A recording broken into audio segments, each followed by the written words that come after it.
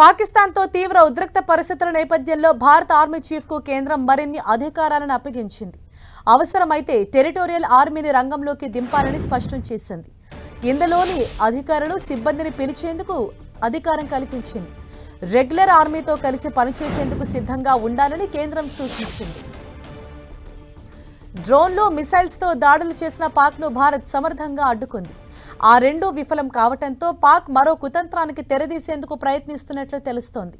సరిహద్దు ప్రాంతాల్లో దాడులు చేసి భారత్ను ఇబ్బంది పెట్టాలనేదే పాక్ పన్నాగం. దీంతో ఆ దేశానికి అలాంటి అవకాశం ఇవ్వకుండా భారత ఆర్మీని మరింత దృఢంగా తయారు చేసేందుకు కేంద్రం నిర్ణయం తీసుకుంది. ఈ మేరకు భారత ఆర్మీ చీఫ్కు మరిన్ని అధికారాలు అప్పగిస్తూ ఉత్తర్వులు జారీ చేసింది. దేశంలో భద్రతా వ్యవస్థలను మరింత కట్టుదిట్టం చేసి పరిస్థితులను అంచనా వేసేందుకు ఇవాళ ఢిల్లీలో రక్షణ శాఖ మంత్రి రాజ్నాథ్ సింగ్ సిడిఎస్తో పాటు త్రివిధ దళాల అధిపతులతో ఉన్నత స్థాయి సమీక్ష సమావేశం నిర్వహించారు. ఈ భేటీలో భాగంగా మరో కీలక నిర్ణయం తీసుకున్నారు. దేశవ్యాప్తంగా ఉన్న మొత్తం 32 టెరిటోరియల్ ఆర్మీ బెటాలియన్లపై కీలక నిర్ణయం తీసుకున్నారు. అందులో ఇప్పటికిప్పుడు 14 టెరిటోరియల్ ఆర్మీ బెటాలియన్లను విధుల్లోకి తక్షణమే రప్పించాలని నిర్ణయించారు.